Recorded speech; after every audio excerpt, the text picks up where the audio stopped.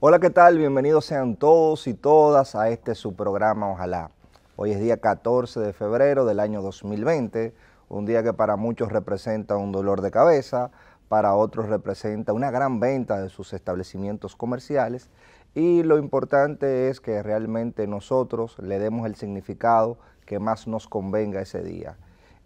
Vale decir que el 14 de febrero se celebra en honor a un santo que supuestamente se opuso, y digo supuestamente porque hubo varios santos, se establecieron varios santos y en principio era un patrón de los epilépticos, después era un patrón de los enamorados, pero la leyenda dice que fue en relación a Valentín de Roma, un sacerdote, que cuando el emperador romano Claudio II se opuso al matrimonio de jóvenes bajo el argumento de que los soldados que no tenían familia y no tenían nada que perder eran mejores soldados, él los casaba clandestinamente.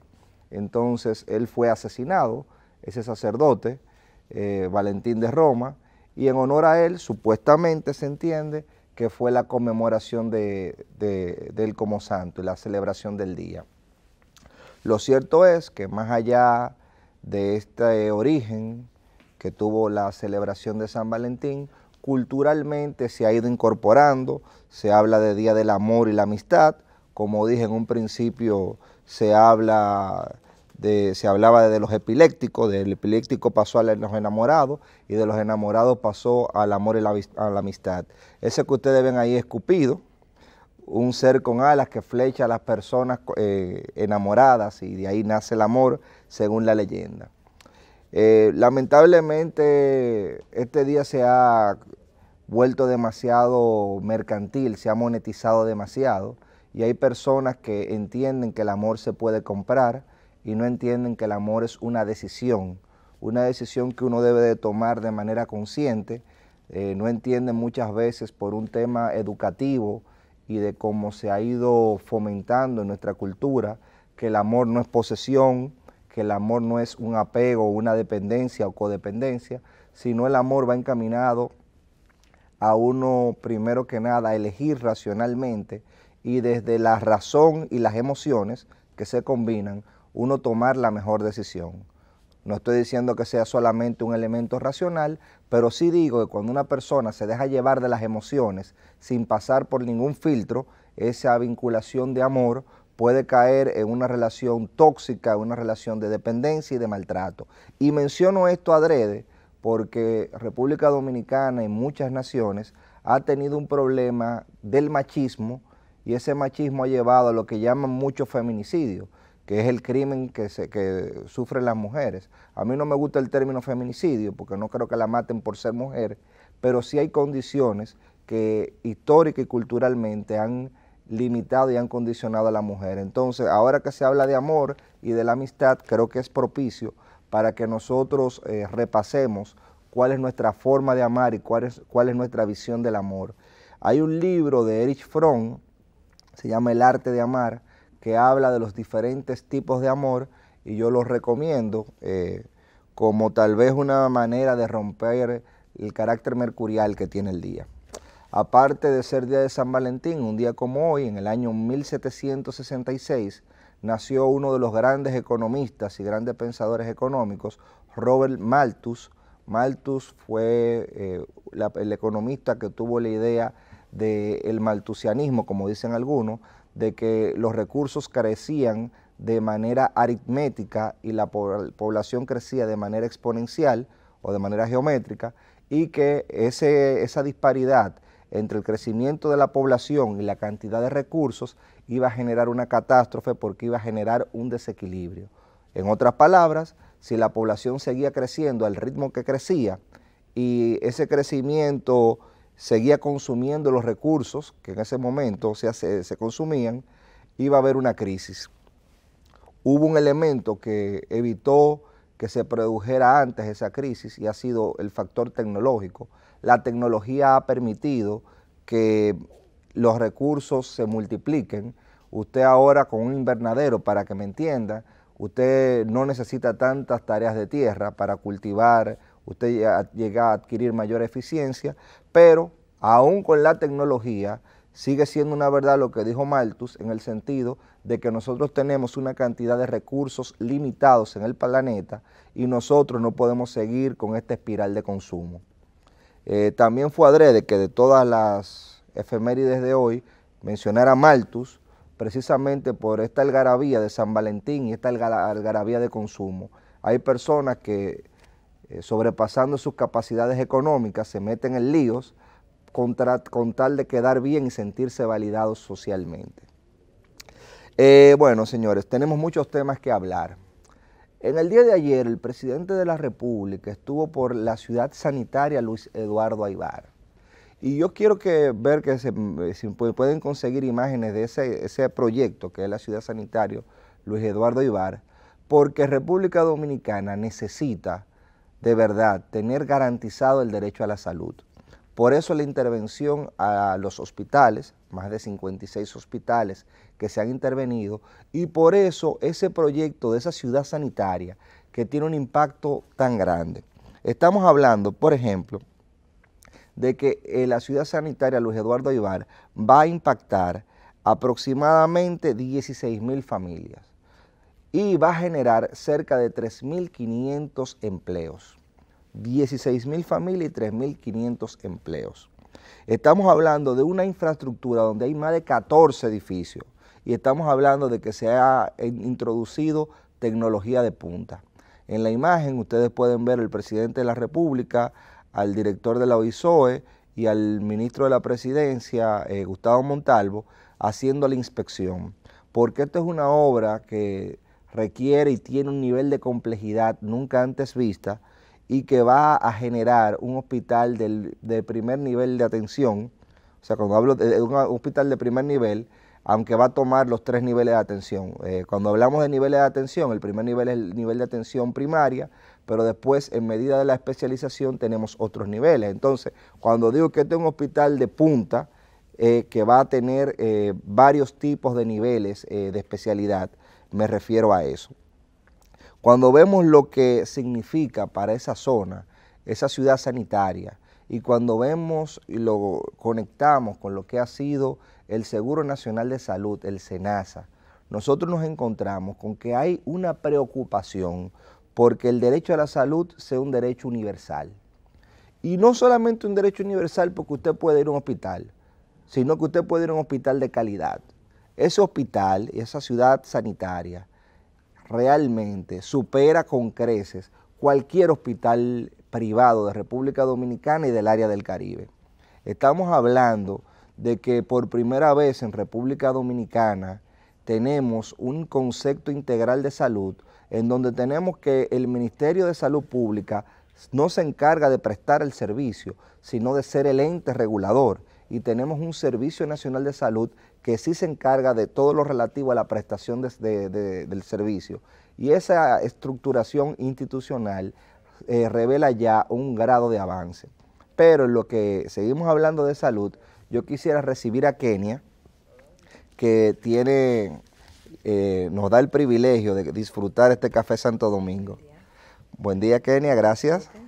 Gracias, Kenia, por no abandonarme, y gracias al Café Santo Domingo, que está siempre con nosotros y no nos abandona,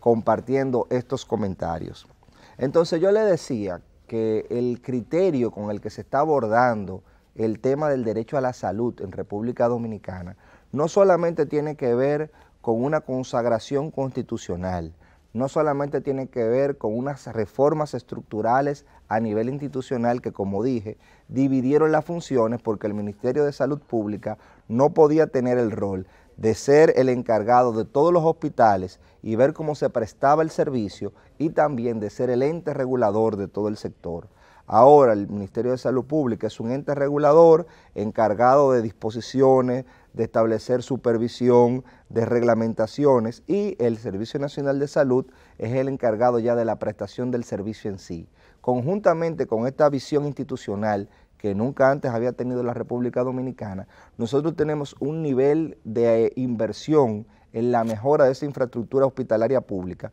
que se puede evidenciar en esa ciudad hospitalaria Luis Eduardo Aybar.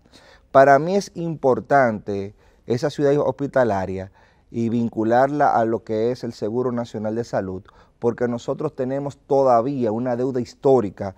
con el tema de salud, y basta recordar las canciones de Juan Luis Guerra, donde decía, por ejemplo, en el año 1990, a propósito de la canción El costo de la vida, que aquí no se curaba ni un gallo en el pie. Igualmente tenemos la canción El Niágara en bicicleta de Juan Luis Guerra, donde también se ve la situación precaria que tenían los hospitales en República Dominicana. Y nosotros estamos superando esos escollos. No es que lo hemos superado por completo, pero cuando usted ve ese nivel de inversión pública, usted nada más ve la foto y pasa por ahí, usted queda impresionado de que por primera vez en República Dominicana de manera integral se está asumiendo ese compromiso. Y digo de manera integral, vuelvo y repito, porque no es una acción aislada, no es solamente construir hospitales, es construir hospitales, aumentar la cobertura del Servicio Nacional de Salud, garantizar que eso llegue a los pobres de solemnidad, de que eso llegue a los trabajadores, garantizar que exista una regulación eficiente. Y por eso es que señalo lo trascendental de la visión que ha tenido el presidente de la República en el tema de salud. De igual manera, me gustaría compartir, aparte del tema de salud, algo que ha estado muy de moda últimamente, y ha sido el tema de lo referente a lo que son los servicios sociales y los gastos sociales o la inversión social del Estado Dominicano. He visto muchas personas que no entienden que República Dominicana, conforme a su Constitución, es un Estado social, democrático y de derecho. Una de las características del Estado social es que acude en favor de los más pobres. Como un Estado que acude en favor de los más pobres, se necesitan instrumentos que permitan ir mitigando esa desigualdad. La desigualdad es cuando hay un grupo que tiene mucha concentración de riqueza y cuando hay otro grupo que no tiene esa gran concentración de riqueza, que no tiene recursos. Entonces, en República Dominicana hemos tenido un gran crecimiento económico durante los últimos 20 años, pero todavía el aspecto de la distribución de recursos y de la redistribución de la riqueza estaba pendiente. Basta decir que en el 2012 teníamos una pobreza extrema, o sea, aquellos que se acostaban sin cenar, aquellos que pasaban un hambre extrema, de un 11%. Hoy en día tenemos que se ha reducido de un 11% a un 3%. Todavía ese 3 tiene que acabarse, pero significa de entrada un gran avance. De igual manera tenemos que en el 2012, a pesar de todo el crecimiento que hayamos tenido, teníamos que la pobreza general de República Dominicana rondaba el 39%. Actualmente estamos hablando de que existe un 23% de pobres en República Dominicana. O sea que también hemos tenido una reducción significativa. Entonces, no entender que los gastos sociales o la inversión social que se hace en República Dominicana ha sido tal vez la clave de la reducción de la pobreza, es no entender la importancia de programas como Quisqueya Aprende Contigo. Se ve sencillo el hecho de que lo que se está enseñando es a leer y escribir, pero a la persona que se le enseña a leer y escribir se le está enseñando a ver, porque no podía ver el mundo realmente. Tenía una limitación en su visión y en su descodificación del mundo. Aquí nos encontramos con que un programa tan sencillo de llevar a cabo no se había realizado en República Dominicana porque no teníamos realmente una priorización de la inversión social en República Dominicana. Y eso es necesario si se quiere, como dije, seguir disminuyendo esa pobreza extrema, que como dije está en un 3%, pero todavía tenemos una pobreza de un 22%, de casi un 23%. Y tenemos la situación de que las personas que salieron de la pobreza y de la pobreza extrema siguen todavía muy vulnerables. Entonces, eso requiere que se tengan que tomar y que se tengan que mantener las políticas que han sido exitosas, como esa que se ve en pantalla, que es una política de enseñar a leer, y después que una persona aprende a leer, por lo general quiere seguir desarrollándose, porque es un elemento probado que el éxito le llama al éxito, y cuando usted siente que puede lograr algo, su sistema neurológico se refuerza usted inclusive segrega otras sustancias, otros neurotransmisores, usted se siente más empoderado, se para hasta diferente y ya quiere otra cosa. Entonces la importancia de ese programa, de que ella aprende contigo, va por ahí, porque estamos acabando la pobreza más extrema y estamos enseñando a ver el mundo con otros ojos. De igual manera, no entender la trascendencia del gasto social es no entender que cuando usted elimina un piso de tierra y usted lo encementa, usted está contribuyendo al derecho a la salud. Por allá por donde es Ganímedes, usted se encuentra que todavía hay muchos pisos de tierra. Y si bien mucha gente se esfuerza en el sur profundo de tenerlo lo más limpio posible, lo menos cierto es que por más limpio que intente, es una fuente de enfermedades. Entonces, eliminar el piso de tierra, eliminar el fogón que provoca un daño medioambiental, porque no solamente es que se ve más bonito usted tener una estufa, es que usted provoca un daño a la naturaleza, y es aparte de la incomodidad, y ese daño a la naturaleza hace que no sea sustentable. Entonces, usted cambiarme un fogón por una estufa y eliminarme todavía algunas tinajas que quedan por una nevera en esos campos del sur profundo, significa una reivindicación social que tal vez en la ciudad no la vemos, pero que es un gesto que hace que la República Dominicana en su conjunto avance. Y lo digo porque esa región es una región con una gran potencialidad, no solamente en el aspecto turístico, sino en el aspecto agropecuario. Hemos visto en el caso, por ejemplo, de los afectados del lago Enriquillo, cómo en el Espartillar se ha hecho un proyecto y se trasladaron esos afectados por el crecimiento del lago Enriquillo, se hicieron parceleros, y con el financiamiento que se ha dado con el Banco Agrícola y con proyectos que ha impulsado el FEDE y las visitas sorpresa, nos encontramos con que ya hay una producción en el Espartillar. Tenemos que impulsar ese tipo de mecanismo que le permite a la gente, primero, mejorar su solemnidad, adquirir y vivir con lo mínimo, y segundo, darle la oportunidad de que se desarrollen y desarrollen sus medios de vida. Entonces, esas políticas sociales que van desde la asistencia, desde regalarle y facilitarle un electrodoméstico como una nevera, como una estufa, es un elemento indispensable si queremos acabar esa pobreza extrema, y sobre todo la pobreza extrema rural, que es la más deprimente, porque la mayoría de la gente buscando una mejor vida vino del campo a la ciudad, un fenómeno que en República Dominicana se llegó a su cúspide en 1980, cuando la mayoría de la población pasó de ser rural a ser urbana,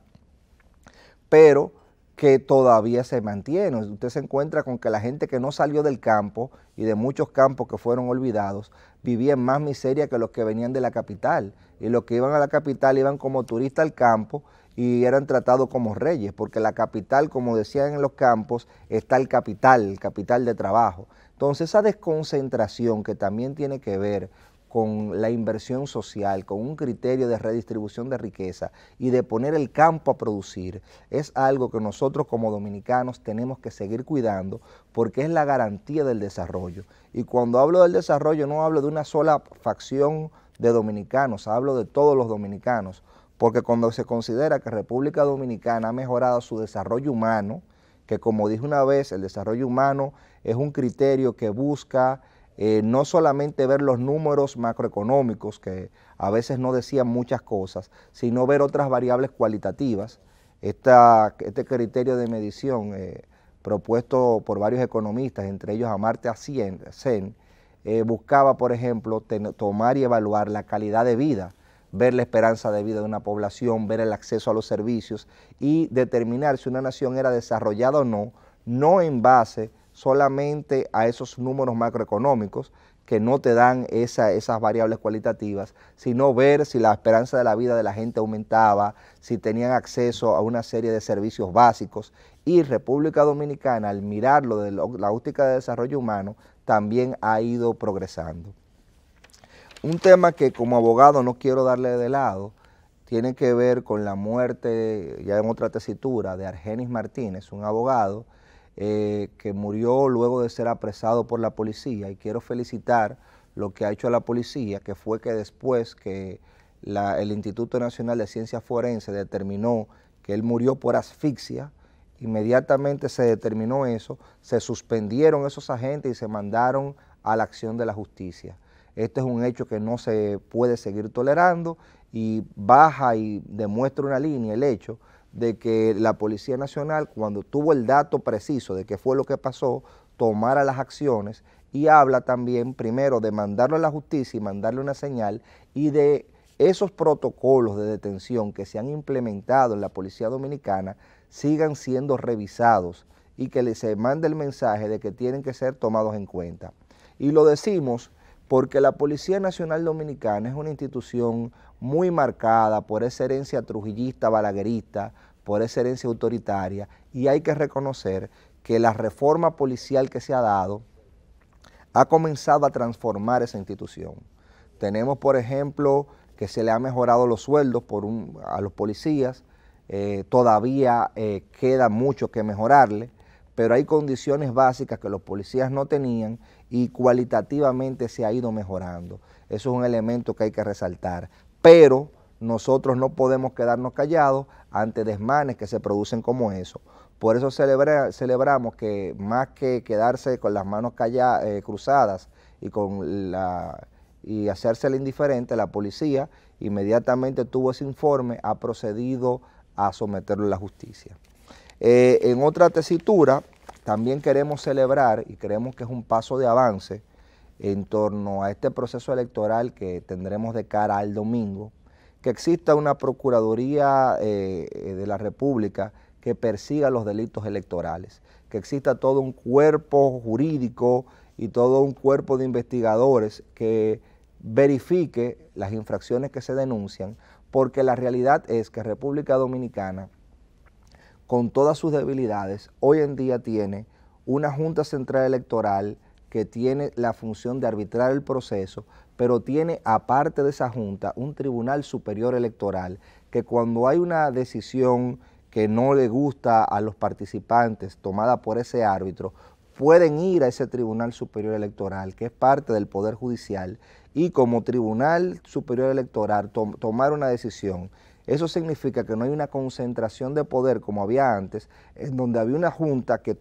dirigía un proceso y también tomaba las decisiones sobre ese proceso. Actualmente tenemos una instancia que organiza el proceso, un tribunal que cualquier contienda, cualquier diferendo que hay lo va a resolver, y tenemos aparte de eso un tribunal constitucional que va a verificar la constitucionalidad de esa decisión que tomó el Tribunal Superior Electoral. Entonces tenemos hoy en día un cuerpo más robusto, tenemos una población más educada gracias a programas como dije, Quisqueya Aprende Contigo, y gracias a lo que ha comenzado a generar en estos 7 años el 4%, todavía no es suficiente, pero en la medida de que hay una población más educada, que ya por lo menos sabe lo básico de leer y escribir, tenemos una mejora sustantiva en la democracia, porque no es verdad que en República Dominicana, con 1 millón de analfabetos que no sabían ni siquiera identificar una letra, podíamos hablar de que había una democracia real. La democracia comienza a construirse cuando esas personas saben leer y escribir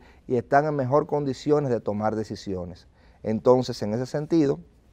queríamos exhortarle a la gente que vaya y siga ejerciendo su derecho ciudadano por el candidato de su preferencia, teniendo en cuenta su visión de que es sujeto de derechos y sujeto de deberes, y de que lo que se haga y lo que resulte de estas elecciones tan importantes, porque se van a escoger los representantes locales. Los representantes locales, para mí, siguiendo esa línea que había dicho Juan Pablo Duarte, son la base del poder público. Dicho sea de paso, el concepto de Estado nace en las ciudades-estado son lo que dan origen a lo que es luego el aparato estatal, y nosotros como ciudadanos, vuelvo y repito, tenemos que fortalecer nuestra democracia y ejercer el derecho al voto en estas elecciones para elegir el poder local, y hacerlo con la tranquilidad que nos da todo este aparato institucional que, como dije, es muy superior a todo lo que hemos tenido históricamente. Señores, el tiempo se nos ha agotado, gracias por su atención. Sigan aquí en su canal 4RD, que todavía tenemos mucho contenido que compartir con ustedes.